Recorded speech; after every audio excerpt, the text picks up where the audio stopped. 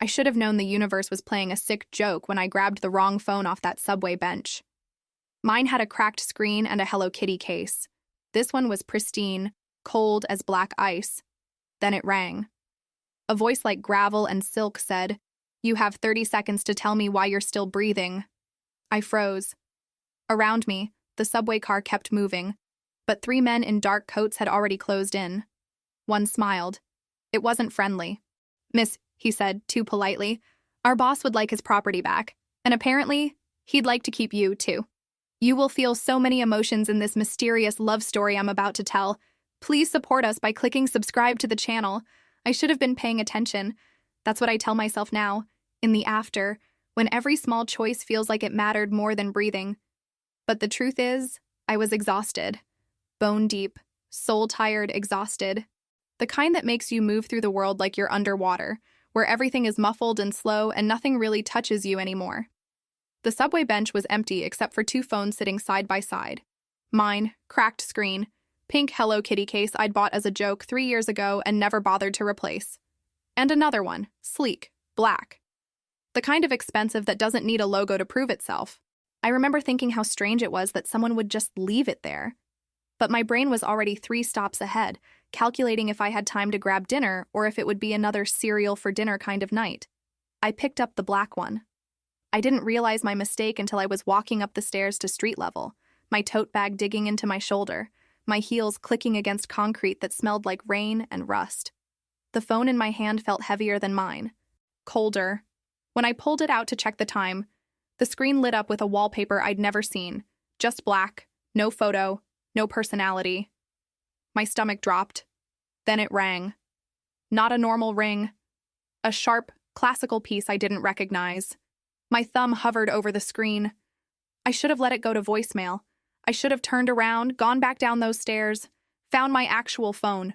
But something in me, some stupid, terrible impulse that's gotten me in trouble my whole life, made me answer, "Where are you?" The voice wasn't loud. It didn't need to be. It had weight. Authority. The kind of voice that made you feel like you'd already done something wrong just by existing in its orbit. I think I picked up the wrong phone. I'm sorry. I can bring it back.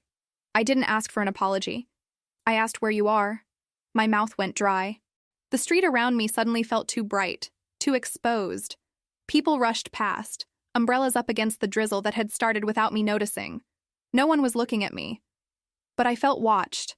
I'm on 5th and Madison. I work at Brennan and Associates. I can drop it off tomorrow if you... Stay where you are.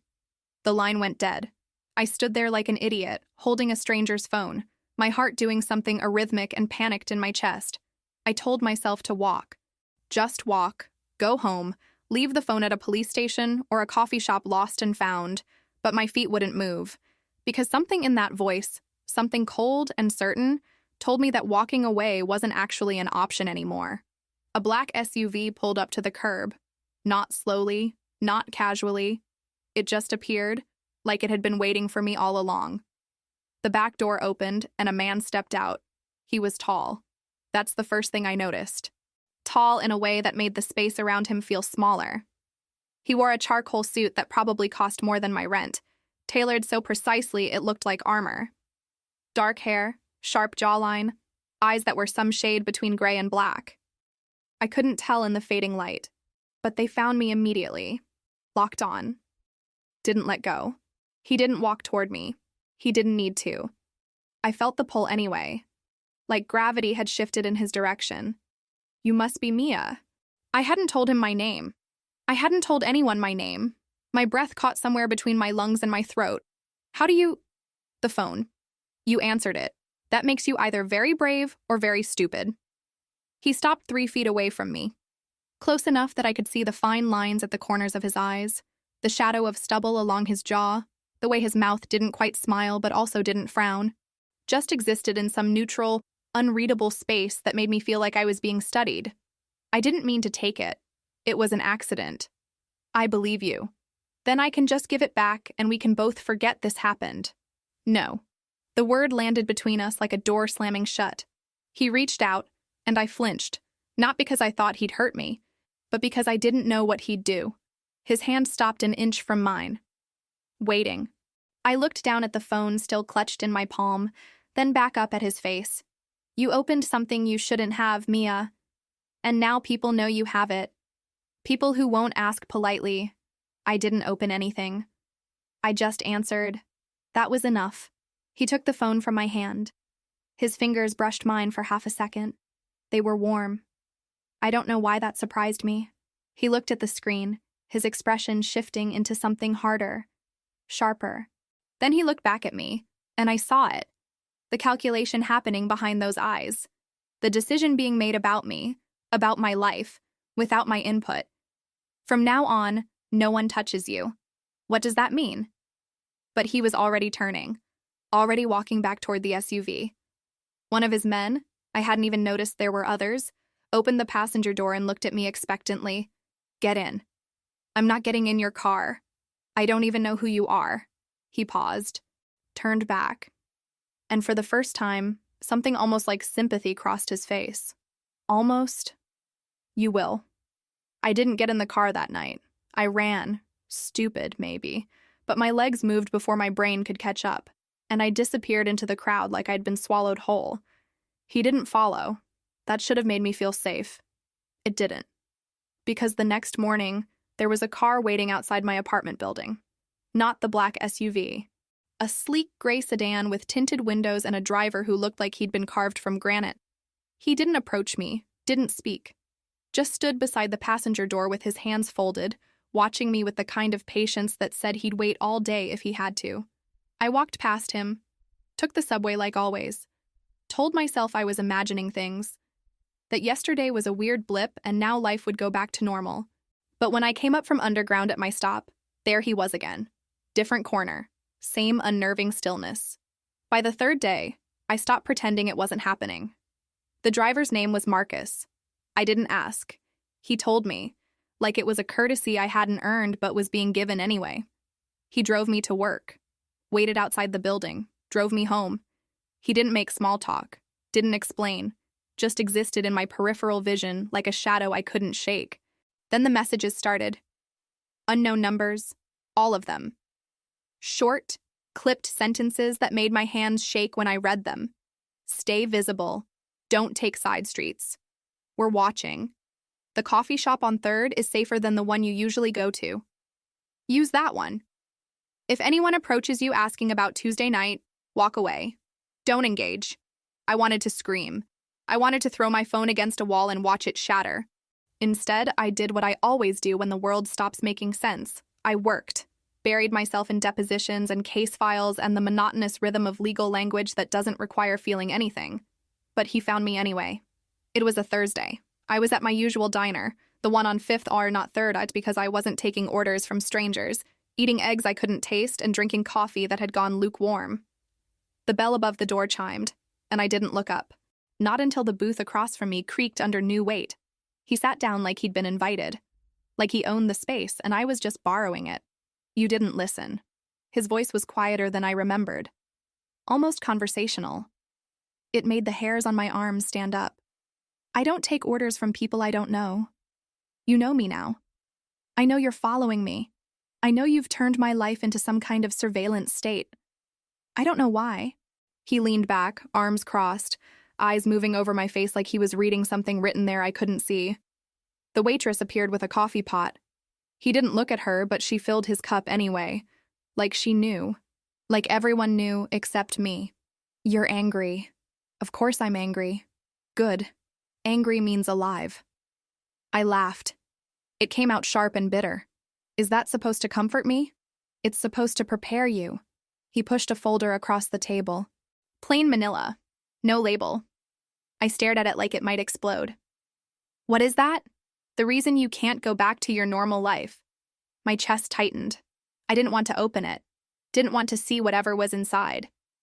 But my hands moved anyway, pulling the folder toward me, flipping it open with fingers that had started to tremble. Photographs. Dozens of them. Me leaving my building. Me at the courthouse. Me in this exact diner 3 days ago. Sitting in this exact booth, all taken from a distance, all taken by someone who'd been watching me long before I ever picked up that phone. I don't understand. That phone had a list on it. Names, addresses, transaction records, the kind of information people kill to protect. But I didn't see anything. I just answered a call. They don't know that. His words settled over me like ice water. I looked up at him, and for the first time, I saw something behind the coldness. Something that might have been regret, might have been exhaustion. I couldn't tell. So what happens now? You just babysit me forever? I keep you alive? By taking away my freedom? By making sure you have a future? I wanted to argue. Wanted to tell him I didn't ask for this, didn't want his protection or his drivers or his cryptic messages. But the photographs were still spread across the table, and I couldn't stop staring at them, at how vulnerable I looked, how unaware. Who are they? The people watching me. Does it matter? Yes, it matters. He was quiet for a long moment. His jaw worked like he was deciding how much truth I could handle. Finally, he leaned forward, elbows on the table, voice dropping to something just above a whisper. You picked up that phone on a Tuesday. By Wednesday morning, 3 different organizations knew about it. By Thursday, there was a price on your head. Not to kill you, to take you, because they think you saw something. They think you know something, and they're going to keep thinking that until I prove otherwise. My throat closed. The diner sounds, clinking silverware, low conversation, the hiss of the coffee maker, all faded into white noise. I couldn't breathe right. Couldn't think past the thundering in my chest. How do you prove I don't know anything? I don't? Then what? I make it clear that taking you means going through me, and no one wants to do that. His eyes held mine. There was no arrogance in them, just certainty. The kind that comes from experience, from having done terrible things and survived them. Why? Why would you do that for someone you don't know? He stood, dropped cash on the table. Too much for 2 coffees. Looked down at me with something I couldn't name. Because you answered the phone, Mia. You answered, and now you're part of this. Whether you want to be or not. He walked toward the door. I watched him go, my pulse hammering, my mind spinning. He stopped with his hand on the glass, turned back just enough to meet my eyes one more time. You were chosen as a message. I'm making sure they never deliver it. The door closed behind him, and I sat there, surrounded by photographs of a life I thought was mine, realizing it never had been. He came for me at midnight, not Marcus this time. Him, standing in my apartment hallway like a ghost, like he'd walked through locked doors and security buzzers without bothering to knock. I'd been awake anyway, hadn't really slept since the diner, since the photographs, since the world tilted sideways and forgot to right itself. When I opened the door, he didn't apologize for the hour, didn't explain, just said 2 words that made my stomach drop. Get dressed. I should have slammed the door, should have called the police, a friend, anyone. But something in his face stopped me. He looked different, sharper. The careful control I'd seen before had cracked at the edges, replaced by something urgent and raw. What's happening? They moved faster than I expected. We need to go. Now. I grabbed my jacket, my phone. Didn't think about anything else. We took the stairs, 7 flights down in silence except for our footsteps echoing against concrete. The SUV was idling at the curb, a different driver this time, someone younger with eyes that wouldn't stop scanning the street. I climbed in. He slid in beside me. The door closed with a sound like a vault ceiling.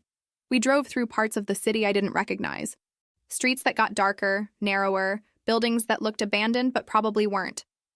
I watched the lights blur past my window and tried to remember how to breathe normally. Where are we going? Somewhere they won't look. That's not an answer. It's the only one I have right now. The car stopped at a warehouse by the docks. I could smell the water, salt and oil and something rotting underneath. He got out first, scanned the area like a soldier entering hostile territory, then nodded for me to follow. Inside, the space was massive, empty. Shadows pooled in corners where the overhead lights couldn't reach. Voices echoed from somewhere deeper in the building, men speaking in languages I didn't understand, sharp and quick like they were negotiating something that couldn't wait. I stayed close to him. Closer than I wanted to admit. His presence felt like the only solid thing in a room full of smoke and mirrors. Stay here. Don't move. Don't speak to anyone. You're leaving me here? 5 minutes. I need to handle something. Handle what? But he was already walking away, disappearing into the dark with 2 other men I hadn't noticed before. I stood there, arms wrapped around myself, trying not to think about how far I was from anything familiar, trying not to imagine what would happen if he didn't come back. Someone grabbed my arm. I spun, heart in my throat, and found myself face to face with a man whose features I couldn't make out. Just a silhouette, a presence, breath that smelled like cigarettes and something chemical. He said something I didn't understand, tightened his grip when I tried to pull away. I can't. Another voice cut through the dark. Sharp, commanding. The man's hand dropped from my arm like I'd burned him. He stepped back, hands raised, muttering something that sounded like an apology. And then he was there, stepping between us, his body a wall I could hide behind. He didn't yell, didn't touch the man who'd grabbed me, just spoke in a voice so low and lethal I felt it in my bones. The man backed away, disappeared into the shadows. Others melted back too, creating space around us like we were radioactive. He turned to me. His hand found my elbow, gentle, steadying, and guided me toward a side door I hadn't seen before. I told you to stay put. He came to me. I know. That's why we're leaving. We ended up in the car again. Different route. Faster. The city rolled past in a blur of neon and darkness. I couldn't stop shaking, couldn't get warm even though the heat was on full blast. He shrugged out of his jacket without a word and draped it over my shoulders. It smelled like expensive cologne and something underneath. Leather, maybe. Smoke. Him. You used me. The words came out before I could stop them. He didn't look at me.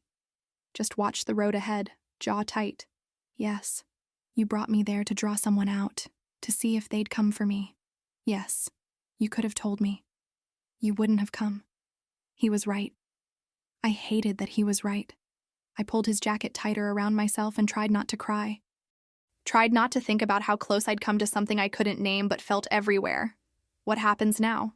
Now I make sure they know taking you isn't worth the cost. And what is the cost? He finally looked at me. The streetlights caught his face in flashes. Shadow, light, shadow again. When he spoke, his voice was quieter than I'd ever heard it. Everything. We drove to a building I'd only seen in magazines. Glass and steel, luxury condensed into architectural arrogance. His penthouse took up the entire top floor, floor-to-ceiling windows overlooking a city that looked almost beautiful from this height, almost safe. You'll stay here tonight. I have to work tomorrow. No, you don't. He poured himself a drink. Didn't offer me one. Stood at the window with his back to me like he was watching for something. Or someone. I sat on his couch.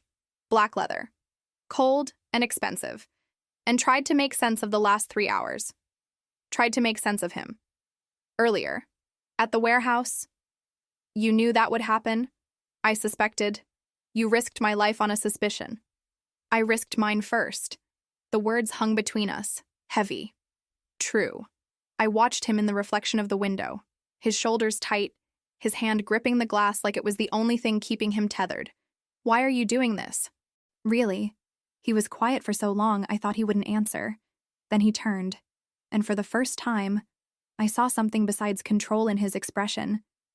Something that looked almost human, because I know what it's like to be used as a message, and I won't let them do it to you. His phone buzzed. He glanced at the screen. Everything in his face changed, hardened, sharpened, went somewhere I couldn't follow. He turned the phone toward me. On the screen was a photograph. Me, leaving my apartment building, this morning, but taken from inside. From the hallway, from right outside my door. They've been inside? His voice was ice. They've been inside for days. I didn't sleep. Couldn't. Every time I closed my eyes, I saw that photograph, the angle of it, the proximity. Someone standing where I stood every morning, looking at my door, my lock, the welcome mat I'd bought at Target because it had sunflowers on it and I'd wanted something cheerful. Someone had been that close. That patient, that willing to wait. Dawn came slow and gray through the floor-to-ceiling windows. I'd moved from the couch to the window seat sometime around 3, tucked my knees to my chest, watched the city wake up in increments, lights flickering on, cars appearing on streets, the world pretending yesterday didn't happen. He found me there. I hadn't heard him approach, but suddenly he was beside me, holding out a mug of coffee I didn't remember asking for. You need to eat something. I need answers. He sat, not close, but not far either. Close enough that I could see the exhaustion in his face, the shadow of stubble that had darkened overnight, the way his eyes looked older in the morning light. What do you want to know? Everything. Who you are. Why they want that phone. Why you're protecting me. All of it. That's a long conversation. I'm not going anywhere. The corner of his mouth twitched. Almost a smile. Almost. He took a sip of his own coffee, set it down on the window ledge with careful precision. My name is Dominic Ashford. I run a security firm, private contracts, high-level clients, the kind who need problems solved quietly. That's a very careful way of not telling me anything. I'm telling you what you need to know. I need to know why someone wants me dead. Not dead. Leverage. The word hit different, colder. I wrapped my hands tighter around the mug, felt the heat seep into my palms. Leverage for what? For me. To make me act. To make me give them something I have that they want. So I'm collateral damage. No. You're a complication they didn't anticipate. They thought grabbing you would be easy. They thought I wouldn't care enough to intervene. And you do. Care?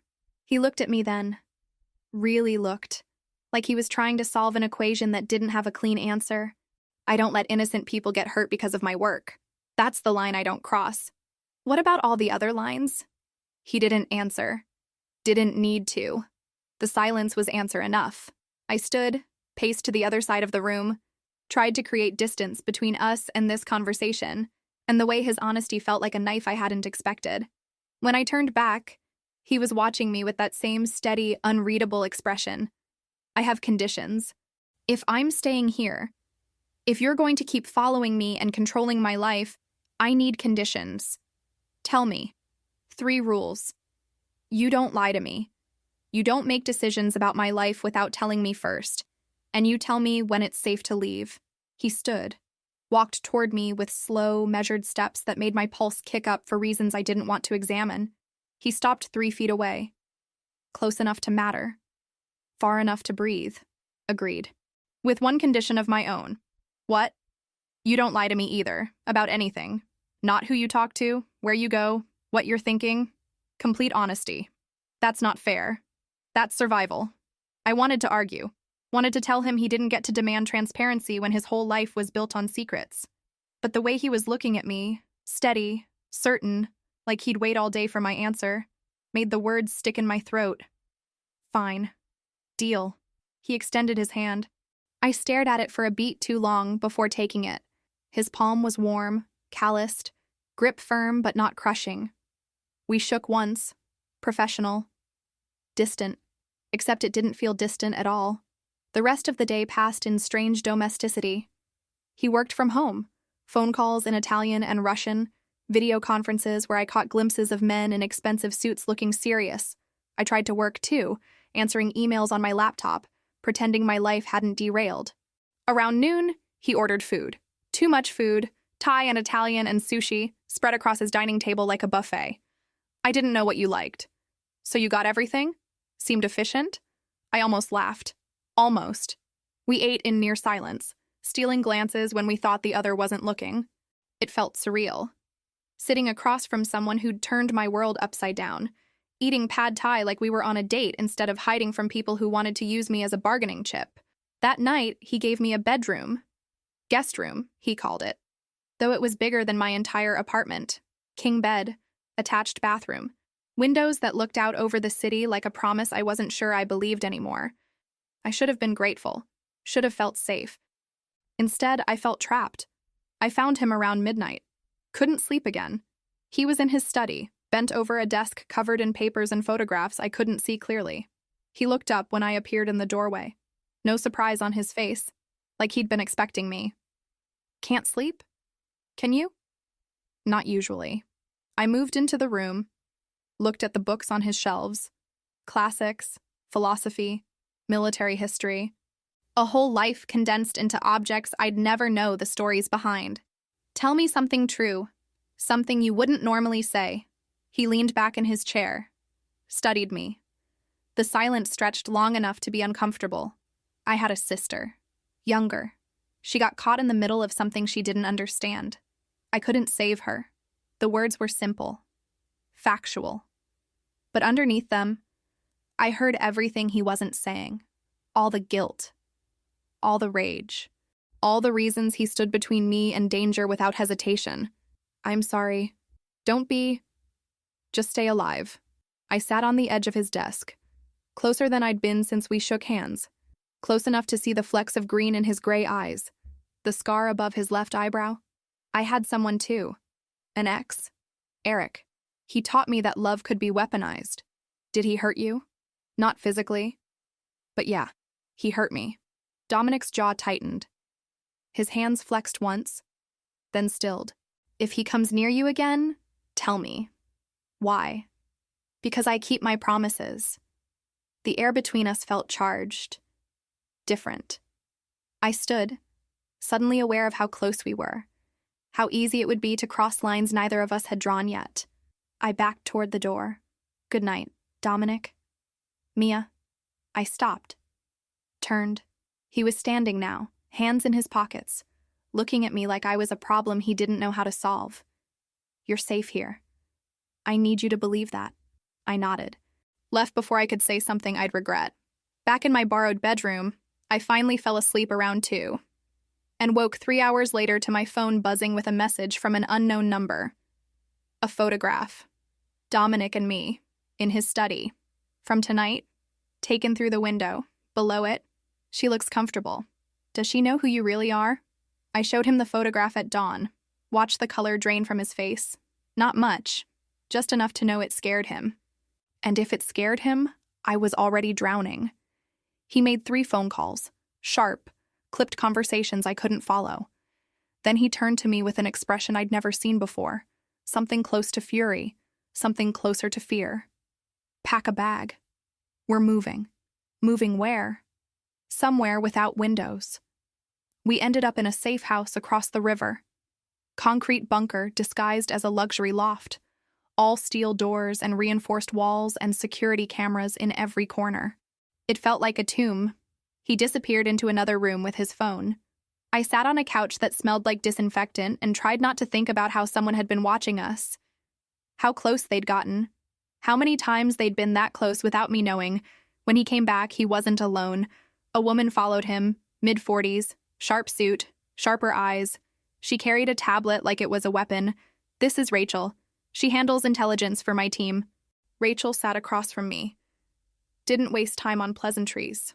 I need you to tell me about every relationship you've had in the last 5 years. Every ex-boyfriend, casual date, one-night stand, everything. My stomach turned. Why? Because someone knows you well enough to know how to hurt you, and we need to figure out who. I went through the list. It wasn't long. My dating life had been quiet, careful, mostly non-existent after Eric. I said his name last, watched Rachel's fingers pause on her tablet. Eric Castellano? Yes. We dated for 2 years. Ended badly. Define badly. I swallowed. Hated that I had to say this out loud.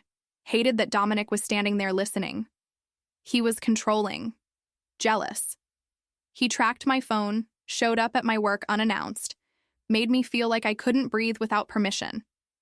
When I finally left, he told me I'd regret it, that I'd never really be free of him. Rachel and Dominic exchanged a look.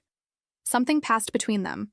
Recognition, confirmation, something I couldn't name. What? What is it? Dominic moved to the window. Reinforced glass. Bulletproof, he'd told me earlier. Stared out at nothing. Eric Castellano works for the Volkov family. Has for 3 years. He's an accountant. Money laundering, offshore accounts, financial infrastructure for one of the largest criminal organizations on the East Coast. The room tilted. I gripped the armrest of the couch to keep from falling even though I was already sitting. That's impossible. Eric worked for a consulting firm. He traveled for work. He had regular hours. He was planted. To get close to you. Why? I'm nobody. I'm a paralegal who makes $40,000 a year and eats cereal for dinner. Why would anyone? Because 2 years ago, you worked on a case, a financial fraud investigation. The firm you were with represented a client who was laundering money for the Volkovs. You had access to files, depositions, account numbers, information they couldn't afford to have exposed. My hands were shaking. I pressed them against my knees, tried to steady myself.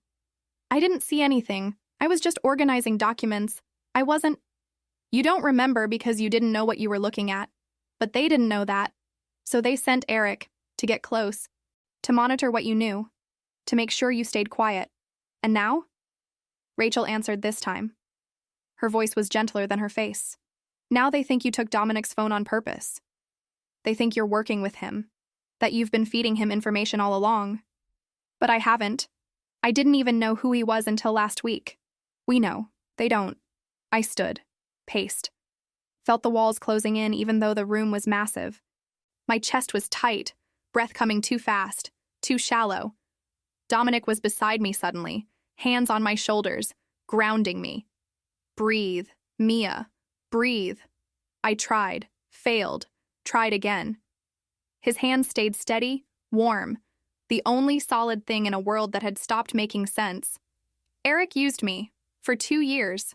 Everything we had was a lie. Yes, and now he's going to kill me for something I didn't do. No, because I won't let him. I looked up at him, saw the certainty there, the promise, and hated myself for believing it. Rachel left. Dominic and I sat in silence for an hour, maybe more. I couldn't track time anymore. Finally, I spoke. I should have seen it. Should have known something was wrong. He was trained to be invisible. I let him into my life, into my apartment.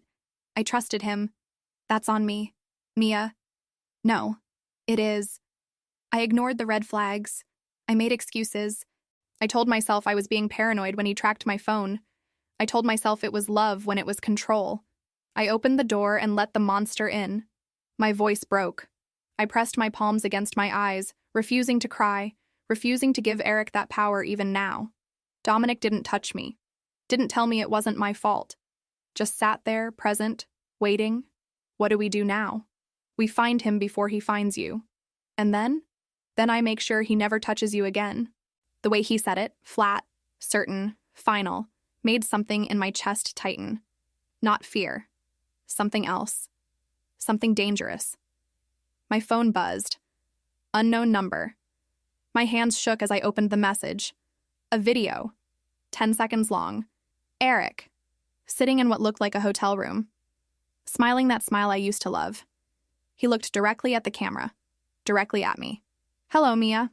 I think it's time we talked. You know where to find me. Come alone. You have 24 hours. Or I start sending pieces of your life to everyone you've ever cared about. Starting with your mother. The video ended. Below it. An address. A hotel downtown. Room 447. I looked at Dominic, saw his jaw clench, his hands curl into fists, saw him already planning, already strategizing, already preparing to do something I couldn't let him do. I have to go. Absolutely not. He has information about my family, about my life. He'll destroy everything. He's baiting you. The moment you walk into that room, you're dead. Then what do I do? Just wait here while he ruins everyone I love? Dominic stood, paced, ran his hands through his hair in the first gesture of frustration I'd seen from him. When he turned back, his eyes were dark. We go together. We control the situation. We don't let him dictate terms. He said alone. And if you think I'm letting you walk into a trap alone, you don't know me at all. His phone rang. He answered, listened, his face going carefully blank. He hung up, looked at me. Eric just sent the same video to 6 different news outlets. You have 12 hours now, not 24. The walls weren't just closing in anymore, they were collapsing. Dominic made a decision. I watched it happen in real time. The shift in his posture, the way his eyes went from worried to cold, the transformation from the man who'd made me coffee this morning to something else entirely. Something I'd heard about, but never witnessed. He picked up his phone, made 1 call, then another, then 6 more. By noon, Eric's world was falling apart. It started with his bank accounts, frozen. Every single one. Rachel showed me the screens, red alerts, declined transactions, locked assets. Then his passport was flagged, his credit cards canceled. His car, registered under a shell company, was reported stolen. Within 3 hours, Eric Castellano had been erased from the financial system like he'd never existed. I sat on that uncomfortable couch and watched Dominic dismantle a man's life with phone calls and keyboard strokes. No yelling, no violence, just cold, methodical destruction. This is what you do. It wasn't a question. He looked up from his laptop, face unreadable. When necessary. How many people have you done this to? Does it matter? Yes. It matters. He closed the laptop, gave me his full attention. The weight of it was almost unbearable. 17. In the last 5 years, all of them deserved it. Who decides that? Who decides they deserve to have their lives destroyed? I do. The honesty was worse than a lie would have been. At least a lie I could have dismissed. But he stood there, unflinching, owning every choice he'd ever made, every line he'd crossed. I should have been horrified. Should have demanded he take me home, let me go, release me from whatever this was. But all I felt was a sick, twisted relief that someone with that much power was on my side. What happens now? Now we wait. Eric will panic. He'll make mistakes. And when he does, we'll know exactly where to find him. And then, Dominic's jaw tightened. Then I have a conversation with him about boundaries. The way he said, conversation, made my skin prickle. I didn't ask what he meant, didn't want to know. The news broke at 4 p.m. I was trying to read, trying to pretend my hands weren't shaking, when Rachel burst into the room with her tablet. Turn on the news, Channel 7. Dominic grabbed the remote. The screen flickered to life. A reporter stood outside a federal building, microphone in hand, expression serious. In connection with an ongoing investigation into financial crimes, Dominic Ashford, CEO of Ashford Security Solutions, was taken into custody this morning on charges of money laundering, racketeering, and conspiracy. Sources say the evidence includes recorded phone conversations and financial documents, allegedly linking Ashford to several organized crime families. The world stopped. I looked at Dominic. He was staring at the screen with an expression I couldn't read. Too calm, too still. They're lying. They have to be lying. Rachel was already on her phone, pacing, her voice sharp and urgent as she talked to someone I couldn't see. Dominic set down the remote, turned to me. They're not lying. They're framing me. With what? They can't just make up evidence. They didn't make it up. They stole it. From my office. My files. 3 weeks ago. I didn't realize what was missing until now. My chest felt hollow. Eric. And whoever he's working with. They've been planning this. The door burst open. 2 men in dark suits, badges on their belts, guns holstered but visible. Behind them, 4 more. They moved through the room like a wave, surrounding us, blocking exits. Dominic Ashford. He didn't move, didn't speak, just raised his hands slowly, carefully, eyes never leaving mine. You need to come with us. Now. On what grounds? On the grounds that there's a warrant for your arrest. We can do this easy, or we can do it hard. I stepped forward. Stupid. Reckless. But I couldn't just stand there. You're making a mistake. He didn't do anything. One of the officers turned to me. His face was young, apologetic. Ma'am, I need you to step back. He's being framed. The evidence is false. That's for a judge to decide. They cuffed him. I watched them do it. Watched Dominic's face stay perfectly neutral, perfectly calm, even as they led him toward the door. He looked back once, caught my eyes. And in that moment, I saw something I'd never seen before. Fear. Not for himself, for me. Mia, whatever happens, don't go to him. Don't try to fix this. I can't just... Promise me. The officer pushed him forward, out the door, down the hallway. I stood there, frozen, surrounded by men searching the apartment, tearing through drawers and closets and files. Rachel grabbed my arm. We need to leave. Now. I'm not leaving. They'll question you next. And you don't want to be here when they do. She pulled me toward a back exit I hadn't known existed. We took service stairs, came out in an alley 3 blocks away. A car was waiting. Different driver. We climbed in, drove in silence through streets that felt like a maze. My phone buzzed. I pulled it out with shaking hands. A message from Eric. No words, just a video link. I clicked it before I could stop myself. The video was grainy. Security footage. Dominic, 3 years ago, entering a warehouse. Inside, men I didn't recognize. Money changing hands. Drugs visible on a table. Dominic's signature on paperwork I couldn't read. The timestamp was clear. Undeniable. Below the video, you still think he's the hero? He's been lying to you from the beginning. But I can help you. Come to me. Alone. Or watch him rot in prison for crimes he actually committed. I stared at the screen until my eyes burned. Rachel was watching me, her expression tight. What did he send? I showed her. Watched her face harden. It's fake. Deep fake, probably. Or old footage taken out of context. How do you know? Because I've worked for Dominic for 8 years. I know what he is and what he isn't. And whatever that video shows, it's not the whole truth. But what if it is? What if he's been lying this whole time? Rachel was quiet. We pulled up to another safe house. Smaller. Darker. She turned to me before we got out. Then you have a choice to make. Believe what you know about him.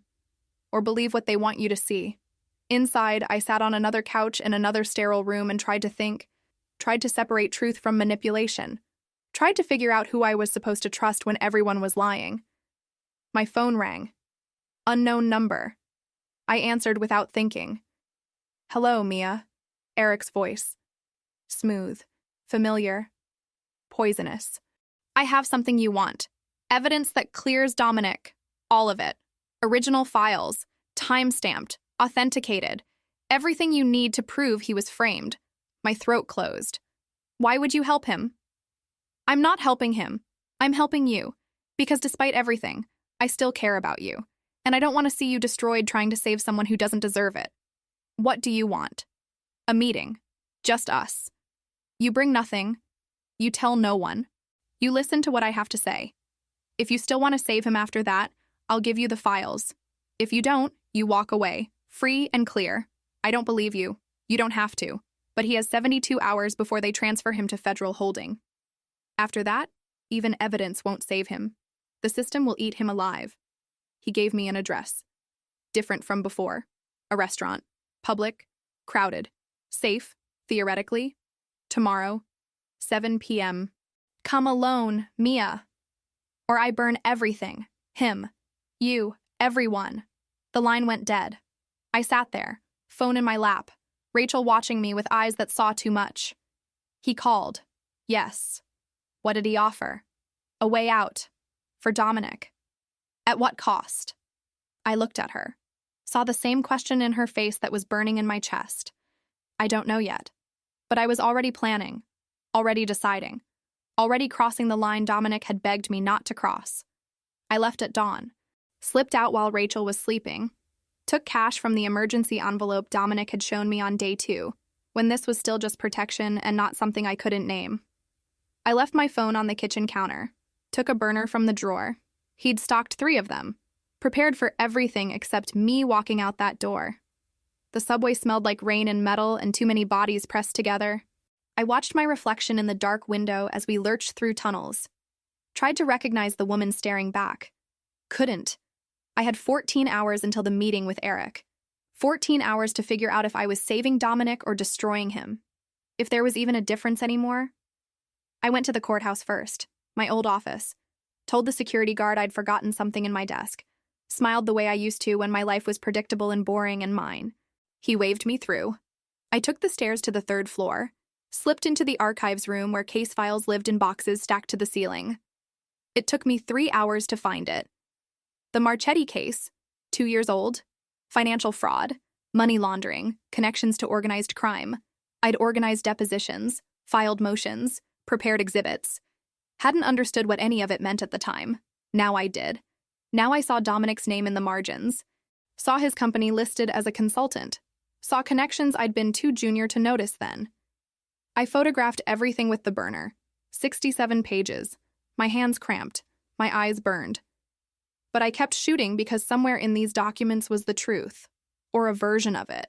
Or enough pieces to build something that looked like understanding. By noon, I was in a library across town. Used a public computer, created an encrypted email account, sent the photos to myself. Then I did something Dominic had specifically told me never to do. I started searching his name, his company, court records, news articles, corporate filings. I went back 10 years, reading until the words blurred together.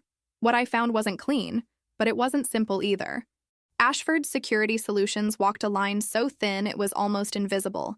Legal contracts with gray edges, clients who operated in shadows, work that existed in the space between protection and control. He'd been investigated twice. Never charged. Witnesses recanted. Evidence disappeared. Either he was innocent, or he was very, very good at covering his tracks. I wanted to believe it was the former. Wasn't sure I could afford to. At 4 p.m., I bought a recording device from an electronics store. Tiny thing, fit in my palm, voice activated. The kid behind the counter showed me how to hide it in my jacket lining. I paid cash. Didn't meet his eyes. Outside, the city was doing what cities do, moving, breathing, pretending everyone in it wasn't carrying secrets heavy enough to drown in. I found a coffee shop 3 blocks from the restaurant, sat in the corner, drank something I couldn't taste, went over the plan in my head until it felt solid, until I almost believed it would work. The plan was simple. Meet Eric, wear the wire, get him talking, record everything, get the evidence he promised, then disappear. Take it to Rachel. Let someone smarter than me figure out what to do with it. Don't be a hero. Don't be stupid. Just survive. The plan was terrible. I knew it was terrible. But I was out of better options. At 6:30, I walked to the restaurant. Upscale place. Soft lighting. Couples leaning across tables like they had forever. The hostess smiled. I gave Eric's name. She led me to a table by the window. He was already there. He looked the same. That was the worst part. Same sharp features, same easy smile, same way of looking at me like I was the only person in the room.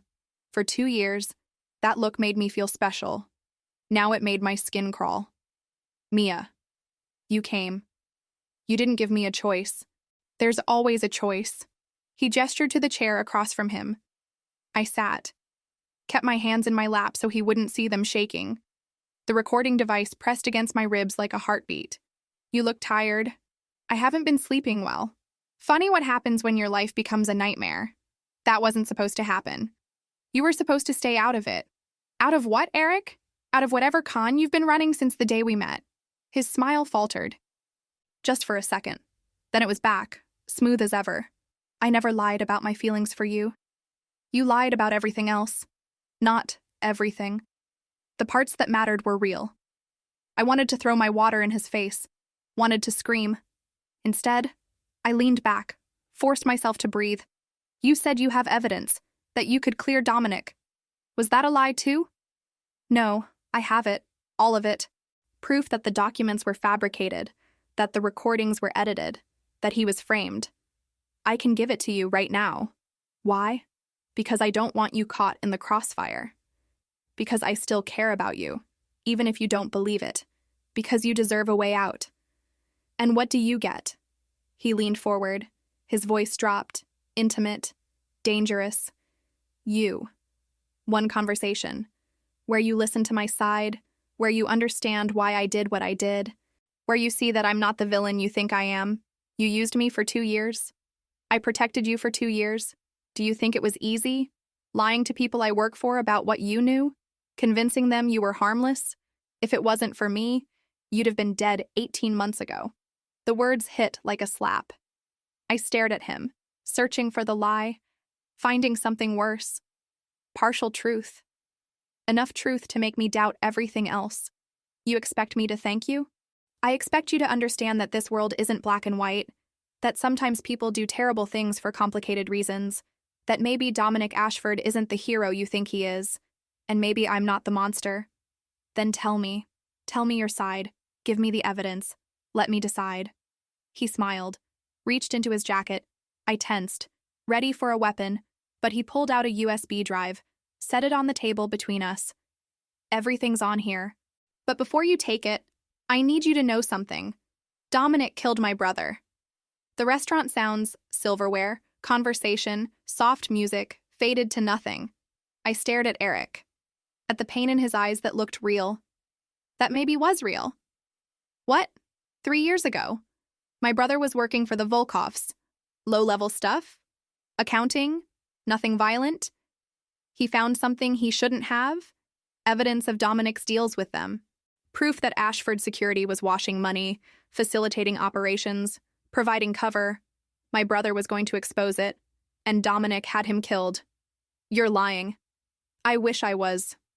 I spent 2 years getting close to you to get to him, to make him pay. And then you picked up that phone, and suddenly you were in danger, and I realized I cared more about keeping you alive than getting revenge. His voice cracked. I watched a tear slide down his cheek. Genuine. Devastating. Impossible to trust. If that's true, why frame him? Why not just kill him? Because I'm not like him. I want him destroyed, not dead. I want him to lose everything the way I did. He pushed the USB drive toward me. Take it. Clear his name. Save him. But know that you're saving someone who's killed before and will kill again. Know what you're choosing. I picked up the drive. Felt the weight of it. Too light for all the truth it supposedly held. How do I know this is real? You don't. You have to trust me. I don't trust you. Then trust yourself. Look at the evidence. Draw your own conclusions. But do it fast, because Dominic isn't the only one hunting you anymore. The Volkovs want that phone. They want you. And they're running out of patience. He stood, dropped cash on the table, leaned down close enough that I could smell his cologne. Same one he wore when we were together. Familiar. Nauseating. Be careful, Mia. And remember, I gave you a choice. That's more than he's ever done. He walked out. Left me sitting there with a USB drive and a million questions, and the horrible, sinking feeling that I'd just made everything worse. I left through the kitchen, paranoid, smart, both. Found an alley, pulled out the burner, called the only number programmed into it. Rachel answered on the first ring. Where the hell are you? I met with Eric. I have evidence. I think I need a hand clamped over my mouth. I dropped the phone. Felt myself being dragged backward. Into the dark, into a van with open doors and men whose faces I couldn't see. I tried to scream, tried to fight, felt something sharp pierce my neck. The world went soft, then dark, then gone. The last thing I heard was Eric's voice, distant and distorted. Sorry, Mia, but I warned you. Time's up. I woke up to white light and the smell of antiseptic. Not a hospital. Somewhere cleaner, colder. My head throbbed. My mouth tasted like copper and regret. When I tried to move, my wrists didn't cooperate. Zip-tied to a metal chair. Professional, efficient, terrifying. The room was small, concrete walls, one door, no windows, a table in front of me with the USB drive sitting on it, mocking me. Proof that I'd walked straight into exactly what Dominic had warned me not to. The door opened. A man entered. Not Eric. Older. 60s, maybe. Expensive suit. Silver hair. Eyes like frozen lakes. Behind him, 2 others. Muscle. Silent. Waiting. Miss Hart. I'm disappointed. I thought you were smarter than this. His accent was faint. Russian, maybe. Ukrainian. I couldn't tell. Didn't matter. What mattered was the gun holstered under his jacket and the way his men positioned themselves by the door. Where's Eric? Mr. Castellano served his purpose. He delivered you. That's all I needed from him. So the evidence was fake. The story about his brother, all of it. Not all of it. The best lies are built on truth. Dominic Ashford did kill someone 3 years ago. A man named Victor Castellano. Eric's brother. What Eric didn't tell you was that Victor tried to kill Dominic first. Self-defense, messy, but legal. He sat across from me, folded his hands on the table like we were having tea. I am Mikhail Volkov, and you, Miss Hart, have caused me considerable inconvenience. I didn't do anything. I picked up the wrong phone, and in doing so, you became a symbol, a problem, a loose end that needs resolution. My throat was dry. I tried to swallow, failed. What do you want? Originally, I wanted leverage against Dominic Ashford, a way to force his cooperation in certain matters, but he's proven more resourceful than anticipated. And now he's in federal custody, which complicates things. So I'm adjusting my strategy. He pulled out a phone. My actual phone. The one I'd left at the safe house. He set it on the table next to the USB drive. You're going to call him. You're going to tell him you found evidence that clears him, that you're bringing it to the prosecutor yourself, and then you're going to walk into the federal building and deliver something very different. I won't. Yes, you will. Because if you don't, I will kill everyone you've ever cared about.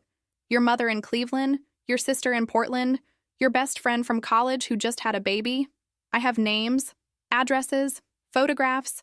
They're all very easy to reach. He showed me his phone. Pictures of my mother leaving her house. My sister at a playground. My friend Sarah holding her newborn.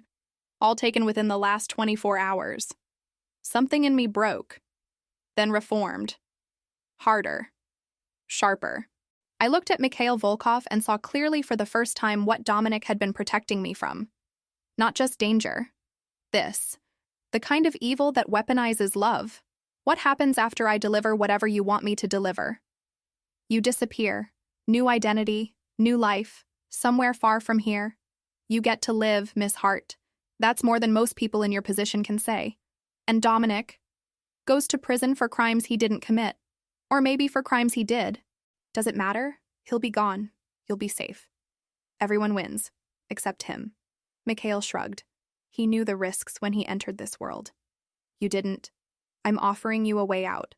I suggest you take it. He stood, gestured to one of his men, who cut the zip ties. My wrists were raw, red. I rubbed them, trying to get feeling back. You have 1 hour to decide. If you agree, you make the call. If you refuse, your mother dies first. Then we see how long your conscience holds out. He left. The door locked behind him. I was alone with my phone and a USB drive full of lies and 1 hour to choose between saving myself or saving the man who'd turned my life into a war zone. I picked up the phone, hands shaking, pulled up Rachel's number, stared at it. Then I did something stupid, something reckless, something that felt like the only honest choice I had left. I opened the recording app on my phone, the one I'd installed weeks ago and forgotten about, hit record, slipped it into my jacket pocket. Then I waited. When Mikhail returned, I was ready. I'll do it. I'll make the call. But I want proof my family is safe first. You're not in a position to negotiate. Then kill me now, because I'm not helping you destroy someone's life without knowing mine is protected. He studied me, smiled, almost impressed. You have more spine than I expected. Very well. He made a call, spoke in Russian, handed me the phone. On the other end, my mother's voice, scared but alive. Mia? Baby, what's happening? There are men here, they said. Mom, listen to me. Do exactly what they say. Don't argue. Don't fight. I'm fixing this. I promise. Mia, Mikhail took the phone back, ended the call. Satisfied? No, but I'll do what you want. He handed me my phone. Dominic's number was already pulled up. I hit call. It rang twice before he answered. His voice was rough, tired, beautiful.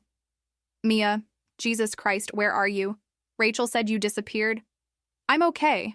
I found something. Evidence that proves you were framed. I'm bringing it to the prosecutor. It's over, Dominic. You're going to be okay. Silence. Too long.